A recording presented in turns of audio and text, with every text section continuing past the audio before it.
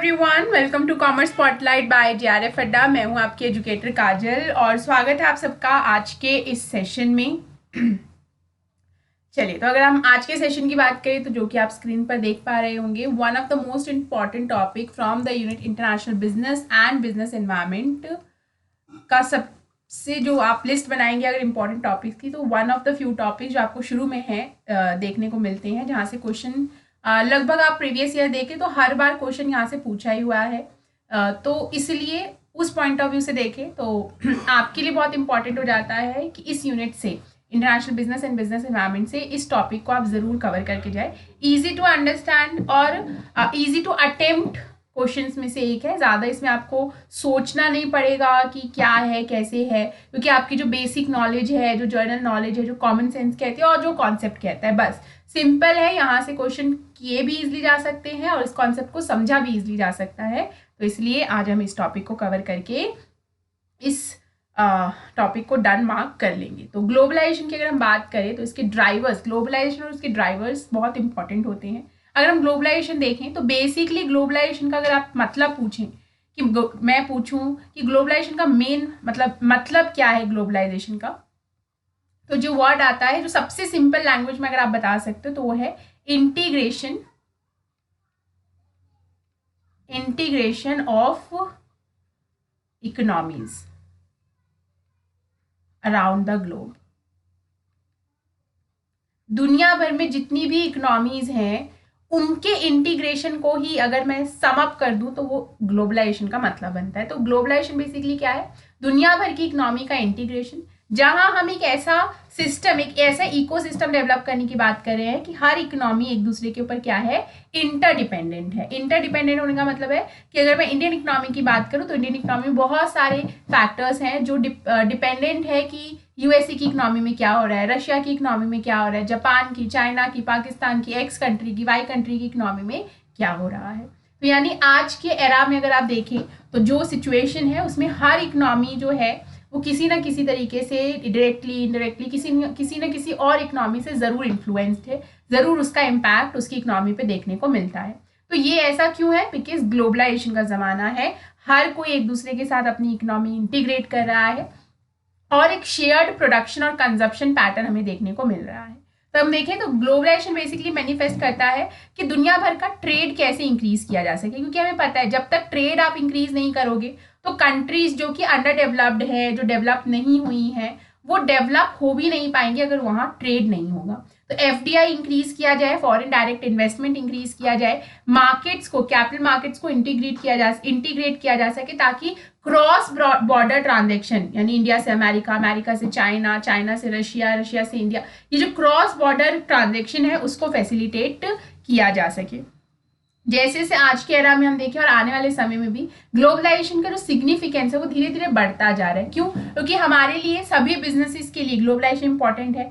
Market share capture करने के लिए अगर हम बात करें तो अगर आप अभी यहाँ पर एक पर्टिकुलर पॉइंट पर बैठकर अगर आप यूएसए में भी अपना सामान बेच सकते हैं, यूएसए में भी सर्विसेज दे सकते हैं, इंडिया में भी दे सकते हैं, चाइना में भी दे सकते हैं, रशिया में भी दे सकते हैं, दुनिया के किसी भी कोने में आप ये सर्विसेज दे सकते हैं, तो इसका मतलब कि आपका जो बिजनेस है वो भी ग्लोबलाइजेशन का ही पार्ट है। तो मार्केट एक्सेस इनहांस करने के लिए कि क्यों मैं सिर्फ इंडिया में ही बिजनेस करूं, क्यों ना मैं और भी मार्केट को एक्सप्लोर करूं, उनको भी एक्सेस करूं।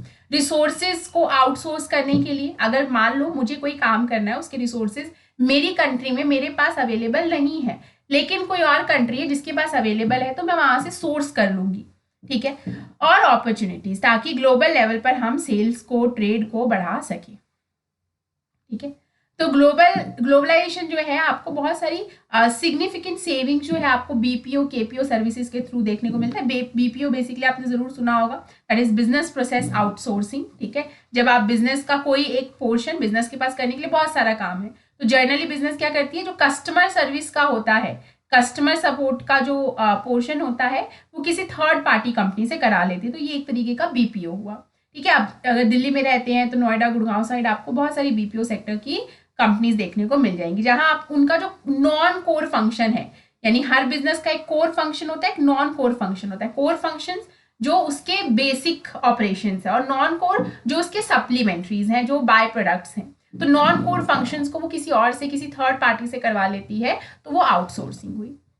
कंपटीशन और ग्रोथ हमें देखने को मिलता है, क्योंकि ग्लोबलाइजेशन जो है ग्लोबल लेवल पर एक प्लेइंग फील्ड बनाकर देता है जो सबके लिए ओपन है, ठीक है, जहां पर हम इनोवेशन को फॉस्टर कर रहे हैं कि लोग इनोवेट करें, टेक्नोलॉजी को इनहांस करें, ठीक है, और नए नए आइडियाज जो हैं वो दुनिया भर में आए, प्रॉब्लम्स का सोल्यूशन मिले। एक्सपैंड करना कस्टमर बेस को, ताकि ग्लोबल राइवलरी को इंक्रीज किया जा सके। कंपटीशन जितना ज्यादा होगा उतना ज्यादा इनोवेशन होगा, उतना ज्यादा कस्टमर को बेनिफिट देखने को मिलेगा। इकोनॉमिक बेनिफिट्स भी ऑफर करता है ग्लोबलाइजेशन। क्यों? क्योंकि इकोनॉमिक प्रोटेक्शन और अनसर्टेनिटीज यहाँ से ग्लोबलाइजेशन से हमें देखने को मिलती है कि पता भी नहीं है भाई, आज जब मुझे पता है कि मेरे घर के ऊपर और घरों का भी इम्पैक्ट है, तो और घरों में क्या चल रहा है वो तो मैं नहीं जानती, ठीक है, या बहुत कम मुझे पता है और घरों में क्या चल रहा है, तो अनसर्टेनिटीज भी बहुत है, इसलिए प्रोटेक्शन भी हमें चाहिए। तो मार्केट डाइवर्सिफाई करके इंक्रीज मतलब आउटपुट को इंक्रीज करके कंपैरेटिव एडवांटेज लेकर आप अपने आप को प्रोटेक्ट करते हो, ताकि अनसर्टेनिटी से भी बचा जा सके। इकोनॉमिक एडवांटेज देखने को मिलता है, क्योंकि आपकी टेक्नोलॉजी, अगर मान लो आपके पास कोई टेक्नोलॉजी नहीं, तो ग्लोबलाइजेशन के एरा में आप दूसरे की टेक्नोलॉजी को भी यूज कर सकते हो। तो इंटेलेक्चुअल कैपिटल ट्रांसफर होता है कि मैंने कोई टेक्नोलॉजी बनाई, किसी और कंट्री में से ट्रांसफर की, उन्होंने बनाई, मेरी कंट्री में ट्रांसफर की। इससे आपका पॉलिटिकल और इंस्टीट्यूशनल फ्रेमवर्क भी ग्रो करता है, और आपका एफडीआई भी इसकी वजह से इंक्रीज होता है, ठीक है। चलिए, तो अब ड्राइवर्स की, ग्लोबलाइजेशन के ड्राइवर्स बेसिकली क्या है? अब ड्राइवर्स का मतलब क्या होता है? वो फोर्स जो कि ग्लोबलाइजेशन को ड्राइव कर रहा है, ग्लोबलाइजेशन को पुश कर रहा है कि ग्लोबलाइजेशन इस्टेब्लिश हो सके। तो बेसिकली ग्लोबलाइजेशन किस चीज से ड्रिवन है, क्या उसके फ्यूल है, ठीक है। अगर आप इसे सिंपल भाषा में समझे तो ग्लोबलाइजेशन अगर एक गाड़ी है, तो हम बात कर रहे हैं कि कौन सा वो पेट्रोल क्या है, उस गाड़ी को चलाने के लिए फ्यूल जो हमें चाहिए, वही फ्यूल्स बेसिकली क्या है? ड्राइवर्स हैं, ठीक है। तो सबसे पहले तो टेक्नोलॉजिकल ड्राइवर्स, ऑफकोर्स इनोवेशन हम देखें ट्रांसपोर्टेशन में, कम्युनिकेशन में, ठीक है, प्रोडक्शन कैपेसिटी में, एग्रीकल्चर सेक्टर में, तो इनोवेशन जो है एक बहुत बड़ा ड्राइवर है, टेक्नोलॉजिकल ड्राइवर्स में इसे काउंट किया जाएगा। जहां पर हम बात करें कि कैसे, अगर वही बात हुई कि अगर मान लो मेरी कंट्री में एग्रीकल्चर प्रोडक्शन करने के लिए दुनिया भर में एडवांस टेक्नोलॉजी आ चुकी है, लेकिन मेरी कंट्री में नहीं आई है। अब मेरी कंट्री में कैसे आएगी? तो ग्लोबलाइजेशन के लिए एक ड्राइवर है कि भाई हमें एक दूसरे के साथ टेक्नोलॉजी शेयर करनी चाहिए, शेयर करनी पड़ेगी, तभी आप भी ग्रो कर पाएंगे और मैं भी ग्रो कर पाऊंगी, ठीक है। तो वो जो सीमलेस ट्रांजैक्शन है टेक्नोलॉजी का दुनिया भर में, world wide, around the globe करना, वो एक तरीके का ग्लोबलाइजेशन का ड्राइवर है। फिर आते हैं आपके political drivers. Political drivers basically कि अब हर कंट्री, हर इकोनॉमी जो है वो लिबरलाइज कर रही है, ठीक है। इंडिया भी एलपीजी लेकर आया 1991 में, याद होगा, ठीक है। लिबरलाइजेशन, प्राइवेटाइजेशन, ग्लोबलाइजेशन आया था। तो ये क्या है? पॉलिटिकल ड्राइवर्स है, जहां हम बात करें कि भाई अब पॉलिटिकल पार्टीज जो हैं वो अपनी पॉलिसीज ऐसी बना रही हैं कि लिबरलाइज करिए कि भाई हम आज़ाद कर रहे हैं, लाइसेंसिंग का काम नहीं है या बहुत मिनिमम काम है, तो आप फ्रीली आप क्या कर सकते हो? हमारी कंट्री में आकर ट्रेड कर सकते हो, हमारी कंट्री में आकर इन्वेस्ट कर सकते हो। तो डी रेगुलेशन करना, लिबरलाइज करना चीज़ों को, टैरिफ कम करना, एफडीआई को एनकरेज करता है ताकि आप ग्लोबल मार्केट को भी एक्सेस कर सको। फिर आते हैं मार्केट एंड कॉस्ट ड्राइवर्स। अगर मुझे पता है कि मेरी कंट्री में मैं कोई एक्स प्रोडक्ट का प्रोडक्शन कर रही हूँ, ठीक है, मेरी कंट्री में जो रिसोर्सेज अवेलेबल है, ठीक है, जो रिसोर्सेज मेरे पास अवेलेबल है उनसे जब मैं इसका प्रोडक्शन करती हूँ तो मुझे कॉस्ट आती है फॉर एन एग्जाम्पल 100 रुपये एक यूनिट बनाने की। लेकिन और भी रिसोर्सेज हो सकते थे जिनका इस्तेमाल करके इसका प्रोडक्शन किया जा सकता था, लेकिन मेरी कंट्री में अवेलेबल नहीं है।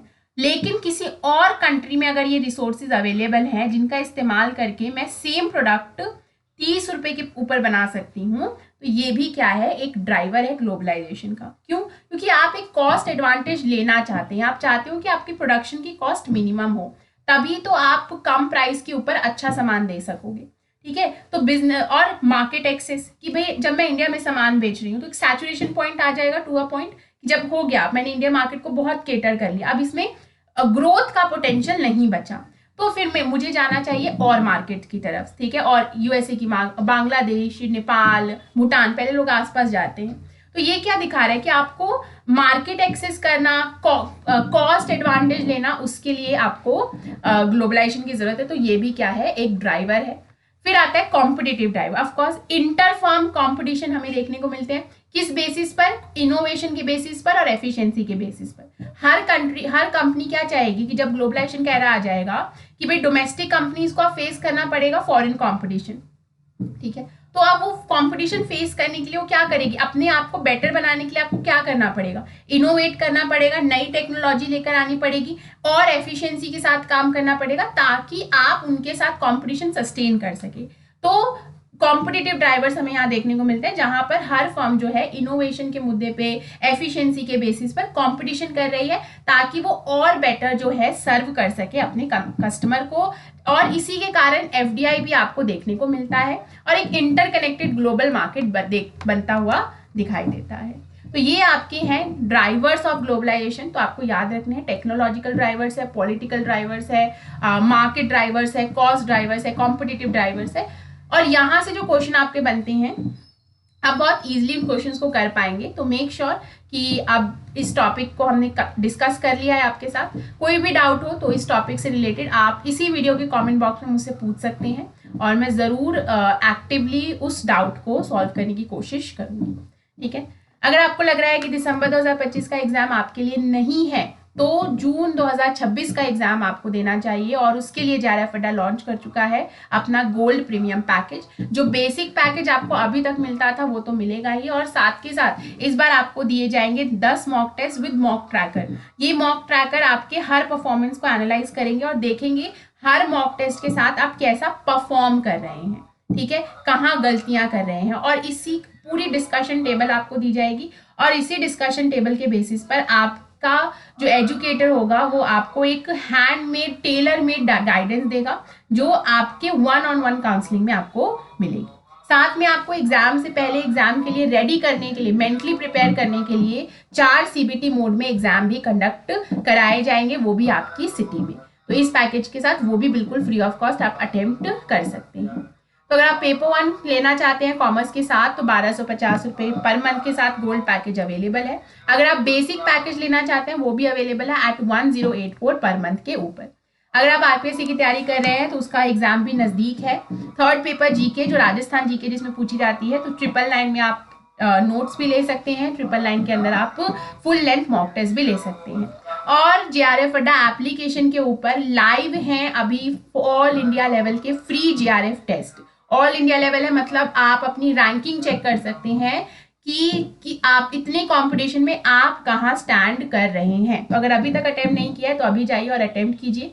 चैनल को सब्सक्राइब करना, कमेंट करना, लाइक करना मत भूलना और ऐप डाउनलोड कर लो, क्योंकि जैसे मैंने आपको बताया कि ऑल इंडिया लेवल का फ्री JRF टेस्ट आपको ऐप के ऊपर देखने को मिलेगा। तो मेक श्योर आप अभी जाकर एप्लीकेशन डाउनलोड करें और अभी जाकर अपना टेस्ट अटेम्प्ट करके अपनी रैंकिंग चेक करें। तो मिलते हैं हम लोग नेक्स्ट सेशन में। कोई डाउट हो तो आप ज़रूर बताना। तब तक के लिए thank you very much, bye bye, take care, have a good